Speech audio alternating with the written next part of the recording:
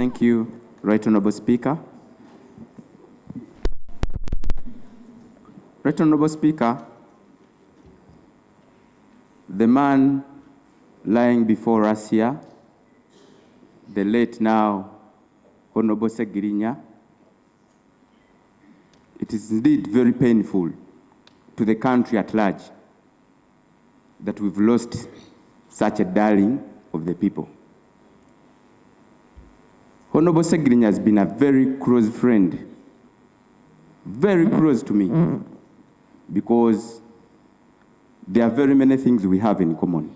He's an activist, he has been one, and I have been one as well. And I am still one. And you're still one. Right Honorable Speaker, it's been unfortunate this morning that still government was unable to stand with Ssegirinya, because we all believe and know during his political life, especially MPship, it has been persecution for this government. But I need to beseech the government and still call upon the government that there is still time. You can stand with Honorable Ssegirinya in just two ways. First and foremost, to drop the charges, but most importantly, to bail out all the political prisoners in prisons in Uganda. I've always been, for the 2 years Honorable Ssegirinya and Honorable Ssewanyana spent in prison, I put down all my nice suits, just like one I put on today, and decided to wear free all political prisoners, written on all my clothes for those 2 years. I call upon government to free all political prisoners, but most importantly, to bail them out as they are being tried for us, what we call the persecution. That is very simple. But most importantly, General Museveni can still do something very, very, very great to the people of Uganda for this reason. Because Ugandans believe Honorable Ssegirinya died because of Mr. Museveni intimidating the judiciary not to bail out Honorable Ssegirinya. Everyone believes that. So let General Museveni at least this time give Ugandans the most important gift and not stand in 2026. I thank you. Thank you so much. Honorable members, that Honorable, just like even the Lord had said, Honorable Ssegirinya had his long illness.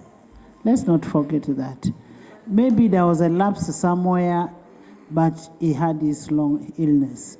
Lucy, then Honorable. Member of Parliament for Kawempe North constituency, who passed on after a very long battle with illness.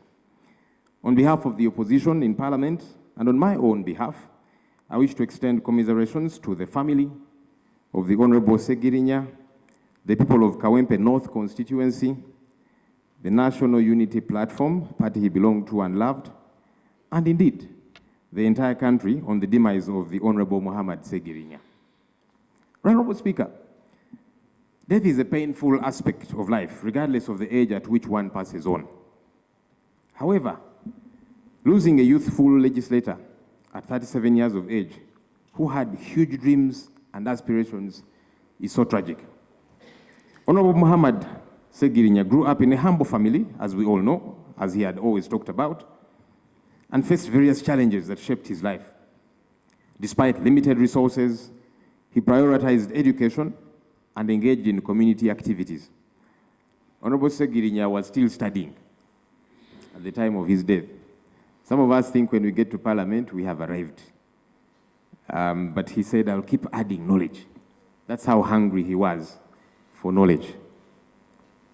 His experiences deepened his understanding of issues affecting ordinary Ugandans, fueling his passion for activism and advocacy for a better country. Honorable Ssegirinya's journey from grassroots involvement to national recognition showcases his resilience and ability to connect with diverse people, earning him respect in Uganda's political landscape. Honorable Ssegirinya first gained public attention through his participation in Kampala-based radio talk shows.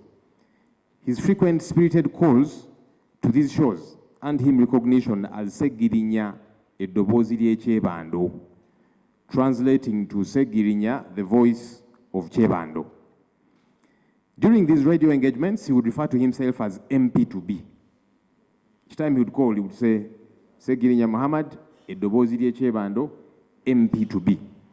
And this was in the early 2000s, over 15 years before he would eventually become a legislator. This speaks of the fact that when one is resilient and steadfast, it is possible to achieve one's aspirations.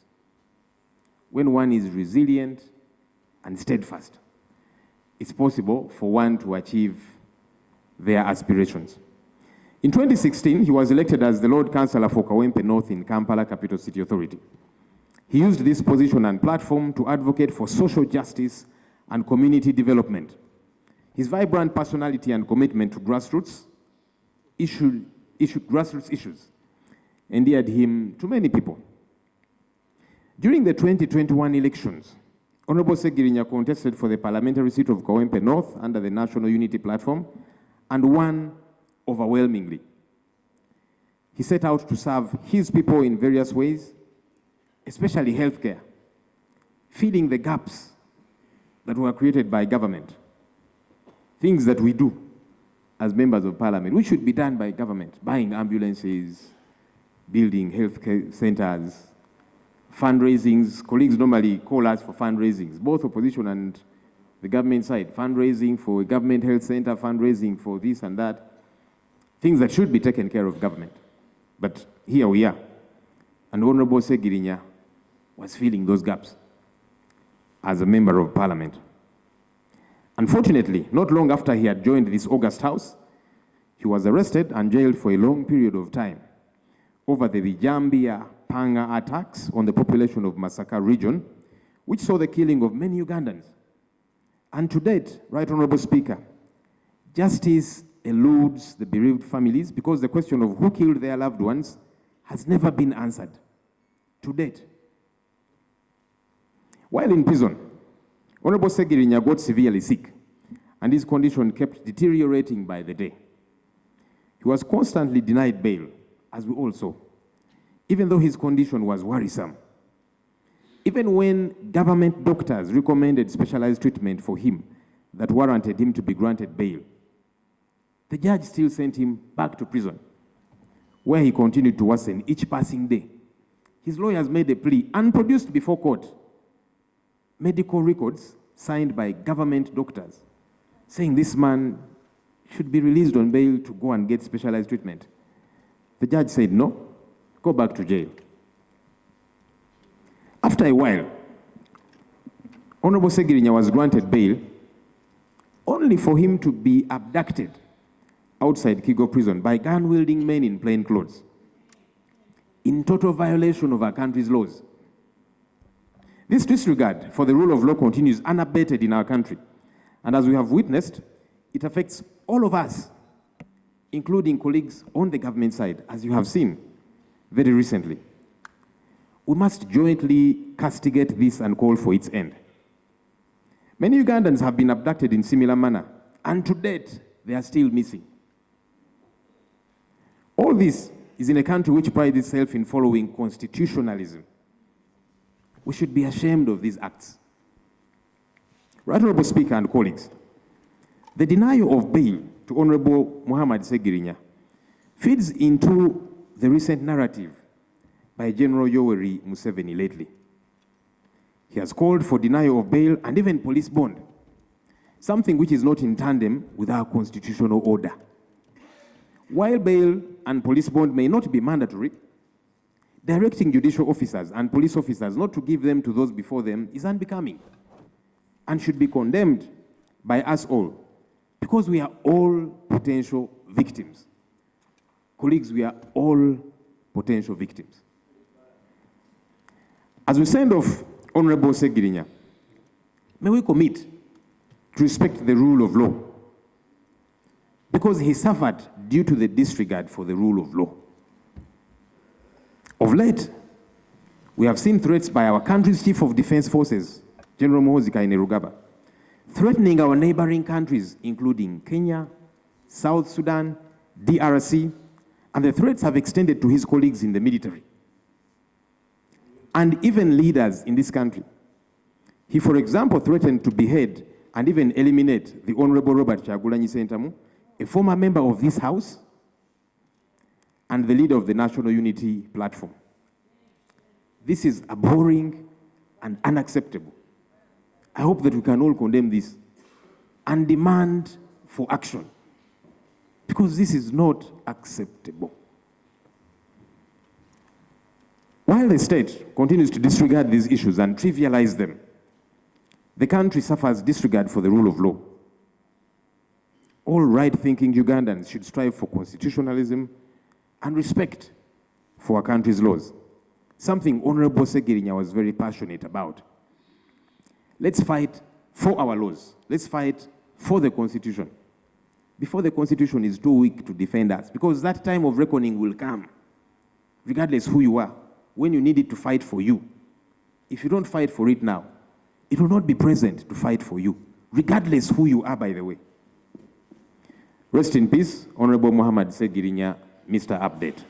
Thank you. Country, and we will talk about it on radios and in rallies, political rallies. But when I sat with him for 2 years, I realized something, that the people had another picture of Honorable Ssegirinya, yet he was another person. The Honorable was seen to be doing things grafted like comedy, but he was very serious in nature in doing his things. He was a very intelligent man who could tell you things, and those things could happen. He was a genuine man who had that genuine love.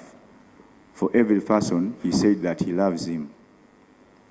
He was an ardent supporter of change for this nation, not because he disliked those who lead this country in person, but their policies, because he grew up as a poor man in a poor family. He had respect with his father, because his father died at a younger age and he was a soldier of this government. And that impacted so much on his brain, being fatherless and the father dying under unclear circumstances. He tried so much to come to Kampala through so many means, Madam Speaker, to fight for his dreams. But what disturbed him so much was about our incarceration, that after standing on the tables, after talking so much to see to it that he scores that goal he wanted so much, to be a member of parliament in this country, there came uncertainties and the fate fell on us. He said, in his own words, that what would I want after being a member of parliament? I am a poor man from a poor family. I'm going to earn close to 25 million, because for him he thought it was to be 25 million. I can now touch 5 million at once. Now what would I want next? But because I wanted to serve my people so well, there might be envy somewhere that I predict as a person. He was someone who would joke, Madam Speaker, as a person. He would crack jokes and we would laugh for almost 2 years. But again, I also put my voice on those members of parliament who have mentioned it clear, and the public at large, that the right to a fair hearing entails a right to bail, because everyone is innocent until proven guilty. This man, after only 2 days, he started complaining of his chronic sickness that he had before incarceration. And he wanted to seek for medical attention in Germany because he was coming from Germany for such. And he had been prepared for another day for treatment by a specialist who was coming from India to China, to Germany in some hospital. And that chance wasn't given to him because of denial of bail. Madam Speaker, I thank you for your support to this gentleman, especially during all those times we were under incarceration. But I again cry to this government that today Honorable Ssegirinya is lying there. Everyone knows that the government cannot go away from this because the Honorable, if he had got that medical attention earlier, even government wouldn't have spent 900 million. It will be him to facilitate his own medication, and he would be alive today. But because of that and such politics that we have in this country, that is why that gentleman is lying there. If you look at his children, they are too young to lose a father who was very courageous, who has gone through hell to have something on table for his children and the mother. Madam Speaker, it should come from all voices of courage, whatsoever the party you belong to call for better leadership of this country in a united way. Honorable Ssegirinya, we shared so much, we talked so much in person. I know that you went to God, an unsatisfied man, because it wasn't your time to go. But because of politics, you have gone. Rest in peace, Honorable Ssegirinya. Fight harder, Honorable. Thank you, Hedy. In every situation and in humanity that ever happens, that you must learn a lesson, and that lesson must help you to live better. If we know that we should fear God, we should know what God wants, which is not easy. That's why we should always respect one another. Secondly, the second thing is that life. People who study about life. Everybody has his own line. So, as long as we have God, and there is life, and there is also life after death, I believe that Honorable Ssegirinya, who is lying there, feared God, and as members of parliament and as government, we should know that what we are doing, does it please God? If we do things that don't please God, then we may not have space where we say that we shall be there and life will be better. Thank you. I thank you very much. May He always in peace. Katesh. The people of Kawempe, this parliament, as a whole. Honorable Ssegirinya spent a very short time in this house. And yesterday, when I was watching NTV, it was more of a documentary, watching his works and the short time that he was actually in this house. I kept wondering, supposing Ssegirinya had not been in prison, what kind of person would he have been? What more would we have seen? That, well, what could he have done beyond what we have watched in just this short time? And it saddened me that the people who elected him did not actually see much of what he would have done for them. I actually want to applaud him and thank him for his dedication and support to the women. In putting up that health facility at Kawempe, he actually also ensured that every mother that gave birth at this facility went home with a box, a Segi box, a savings box with, I believe, some startup some startup capital. That was support to a woman. I also want to thank him. Honorable members, clap for Ssegi on that. Who of you have done that? Putting up that, Right Honorable Speaker, he encouraged mothers to deliver at the health facility. And this was actually, that is actually maternal health. That is support to a mother. I also watched him on several occasions taking food to the vulnerable, and most of them were actually women. So I want to applaud him and thank him for that, and I want really to tell this parliament, we make laws. Can these laws be respected? Can these laws be implemented? Why should we see people being tortured? When we have the Anti-Torture Act, it's clear that there is torture, and this law must actually be implemented. Access to a right that should not actually be denied. And Right Honorable Speaker, arresting people, can we plead? The police, people should be arrested, but with dignity. It hurts me to see people being thrown under those chairs, Madam Speaker, in pickups, under the chairs, irrespective of who you were. Today, as Philip Bongole Rutaya said, it is me. Tomorrow it is someone else. Let us stand up and defend the Constitution, but also point out some of these wrong things that are being done. The people who are torturing are not government, Right Honorable Speaker. These are individuals who must actually be held accountable. So with those few remarks, Right Honorable Speaker, Honorable rest members, in peace, Honorable Honorable members, all of us belong. The circumstances that has led to his demise.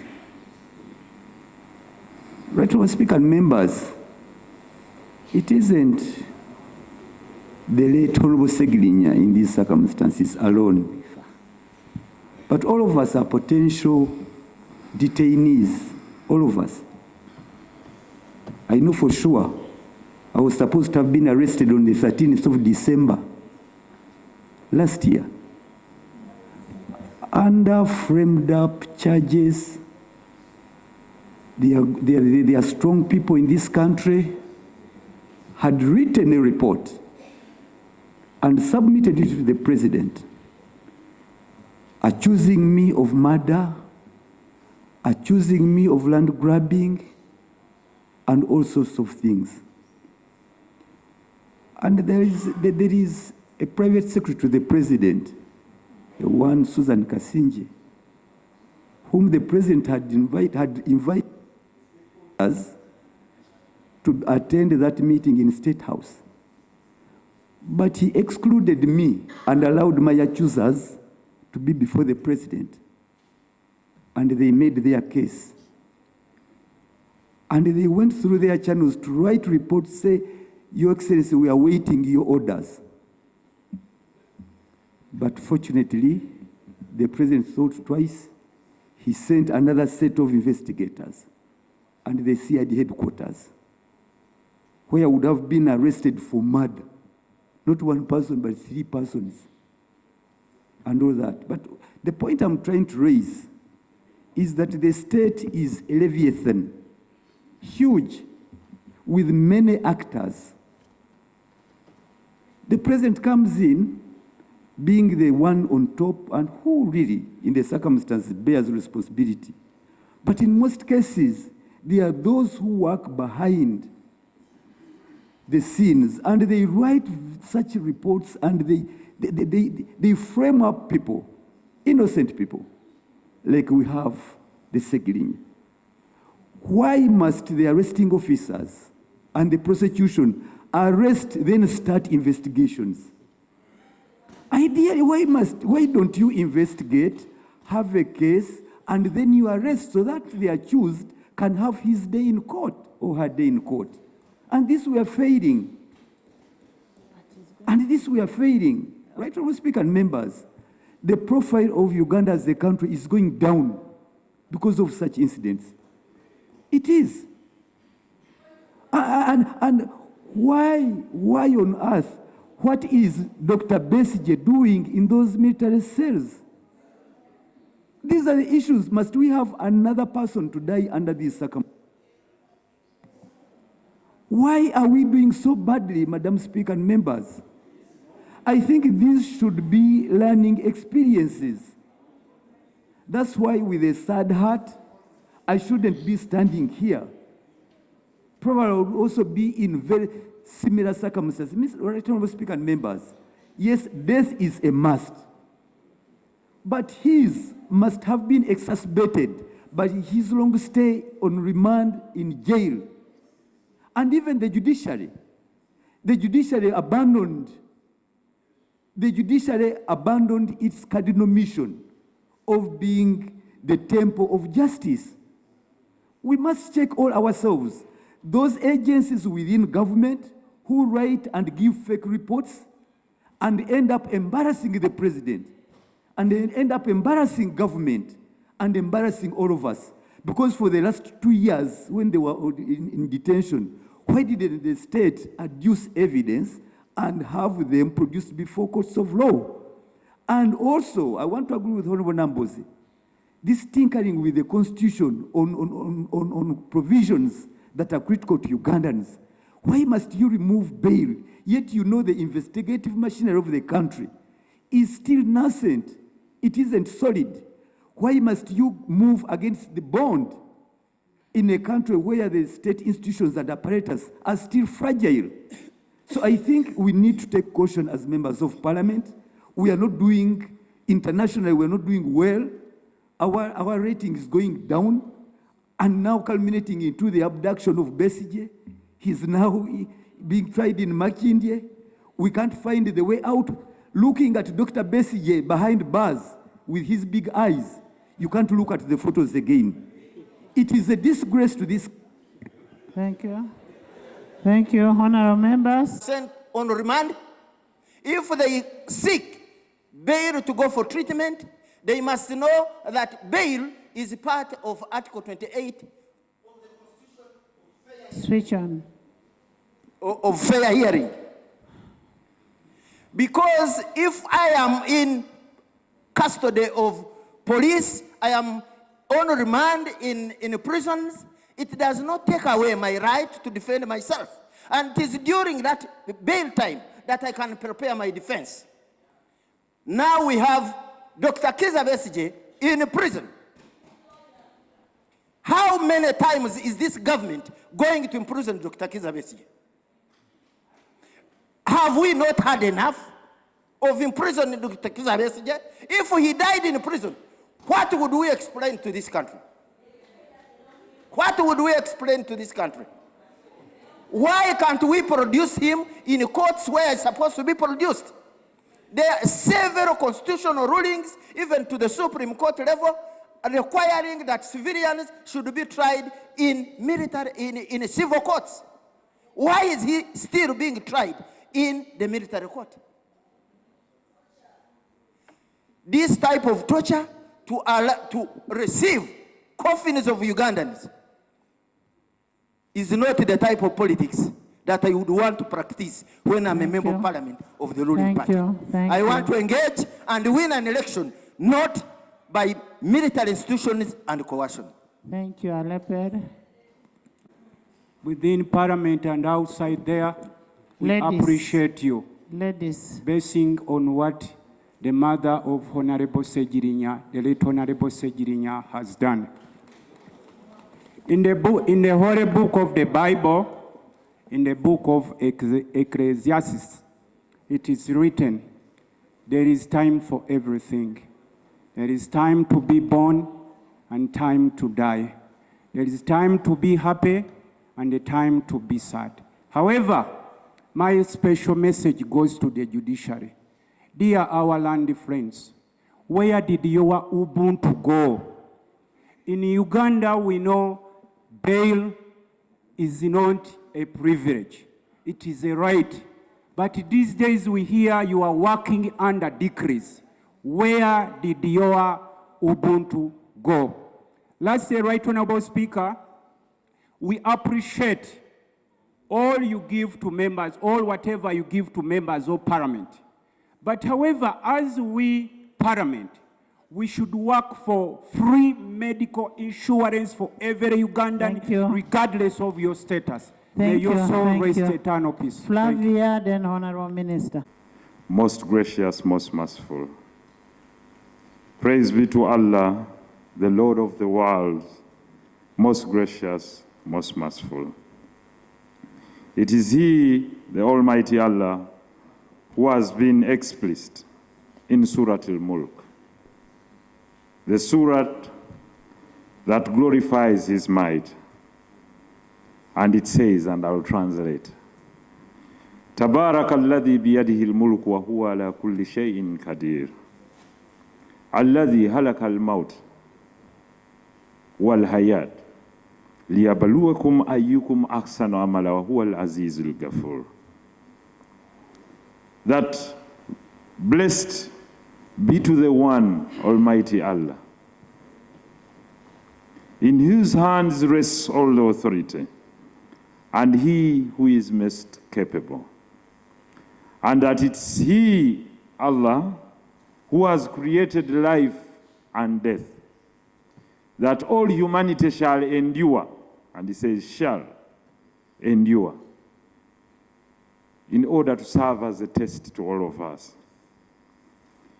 In many different surahs or chapters of the Quran, Allah has been explicit as He spoke about the journey that we are all going to take. And He says clearly, death is inevitable to all that are there. It's not a law, because laws we can sit here and amend anytime. But death is a must that no human being shall evade. And Allah says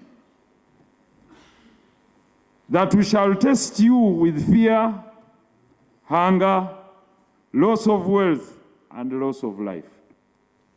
Therefore, death is a test, for which test shall only be passed by those who leave behind in perseverance and those that retain patience and do good things.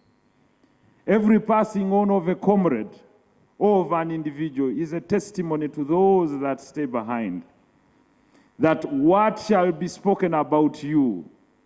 Honorable Ssegirinya, today on the topic, Ya Muhammad Rabban. When I knew you as a young man, you are called Richard, and you stepped forward and told us that I've seen the light and I would like to join Islam.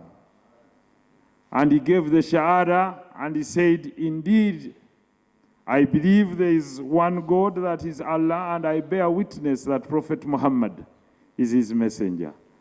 And he was welcomed with pure hands. This pure soul lying here today did not turn back, but he did one noble thing. He did not break his umbilical cord from his relatives. Because keeping blood relations, even when you change religion, is a sign of worship in Islam. And even when you convert and you turn your back against the people that fed you, the people that raised you, is a sin in Islam. He did not break that tie with his mother, with his uncles, with his brothers, and neither did he do so with his children. Therefore, he lived by actions, trying to induce others to join the path that he joined, but he did not coerce them to see the light. In all he said, as I saw him as a young man, he was a radio caller. You know, these callback people on the radio. And he used to say, Honorable, one time I would like to be a member of parliament. And I told him, Honorable Ssegirinya, it takes steps. He said, I'll jump all those steps. So he tried first in 2011. I told him, you will not go through, and he'll bear witness when he stood against Honorable Latif Sebagat. Then he came back and he asked me what happened. I told him, you're fit to be a councillor. Then he said, in 2016, I'll vie to be a councillor. Now I'll follow you. I'll heed to your advice. Indeed, he heeded too. He went and contested and tried to seek the FDC party ticket, to no avail. He came back to me, and jokingly he said, I have no ticket. I told him, it's not the ticket, it's the people. Go to the people. By then, he wanted to get the symbol of the clock. He went there, it was not available. On the first nomination day, he came back and said, I don't have the clock. I told him, go and pick whatever symbol is there. He chose the table. Then he said, but I'm too short. People will think I'm a joker. I told him, use the table to your advantage. Fabricate a table, go to every trading center and stand on the table. And tell the people when things go wrong, I'll stand on this table and you'll see me as high as possible, passing on your message. Indeed, finally when, and on a lighter note, finally when everyone had realized that Ssegirinya was taking this vote, the FDC candidate moved around with the microphone saying, I'm Ssegirinya Muhammad, please vote for me. I'm the one with the symbol of the key. So Ssegirinya ran back to me and said, there is something wrong. This person is saying he's Ssegirinya Muhammad, but vote for the key. You know the symbol of the key. So I told him, get a microphone and go back with the table everywhere and tell them it's me, Ssegirinya Muhammad, the one on the table. Indeed, he did so, and he came out to be victor as an independent for the first time. Having arrived at KCC, one of the lightweight stories, he contested to be speaker of KCC. He contested with the Honorable Kawalia here. And Ssegirinya Muhammad got 1 vote, which was his vote. Then he said, this world is really very funny. Even the people that nominated me did not vote for me. But he said, it doesn't matter. History will record that a courageous gentleman called Ssegirinya once stood to be Speaker of KCCA and had 2 nominees, but only got 1 vote, which was he was sure was his own vote. So history must register now that there was a courageous man who took a step and never thought failure was the end of life. Failing at times is one style of training us to be better. Finally, I would like to thank his party for having come out boldly to grant him the ticket to run as MP Kawempe North. He fairly deserved it. He went through a lot that we all knew, but let me talk about this, Right Honorable Speaker. The discretion of court in bail. I pray, and I would like to address this to all politicians. Please, let us not try to interfere with the works of courts of law in using their discretionary principles in adjudication of court matters as regards matters of bail. Because bail is one of the rights, is one of the processes where people acquire a free and fair trial. And having this temporary freedom probably would have helped this gentleman go and try to seek medical attention. He would not have gotten lost. But finally, we have him here.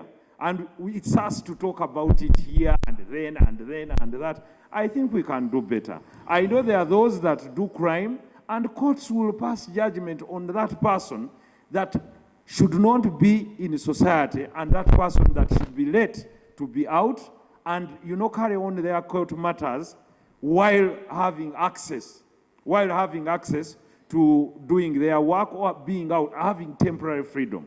Therefore, finally, Right Honorable Speaker, from Allah we came, and from Allah we shall all return. Thank you. May Allah receive your soul and forgive you for whatsoever you did wrong, Honorable Ssegirinya, and grant you Jannat Firdaus. May peace. In paying tribute to our departed brother, Honorable Ssegirinya. Right Honorable Speaker, I would like to extend my sympathies and from those of the people of Masaka to the family, the children, and the mother in a special way, because she had this special attachment to his son that I witnessed over time. I thought, Right Honorable Speaker, I would say much here, but then on reflection, I thought not necessary anyway. I'm going to just make a few remarks. in recognition of the legacy of this gentleman lying before us. We do not choose the time we bow out. It's not in our space. And I have been scanning through the relating to his demise. And you could tell that there's not a single phrase or statement or word that would afford him a befitting epitaph. Probably his life has been a cocktail. It was a short life. We could not master exactly where his journey would end. But like I said, we don't choose when we bow out. He never chose this. I followed closely on behalf of Parliament, then as leader of the opposition when he was arrested. I followed him and his brother, the Honorable Ssegirinya, through the challenges in prison, falling sick. Ssewanyana, I beg your pardon, Right Honorable Speaker. And the troubles went through to secure clearance of the medical board for his away from treatment in prison and from within the country. I want to thank you, Right Honorable Speaker, for the effort. At one stage, the Right Honorable Speaker had to do a money hunt for members of the medical board to convene and clear the treatment of Honorable Ssegirinya. It was tough. It was tough, and we were losing time. We were losing time, and he had to be driven to the tarmac for emergency treatment. Suddenly, his illness and eventual demise exposed our systems.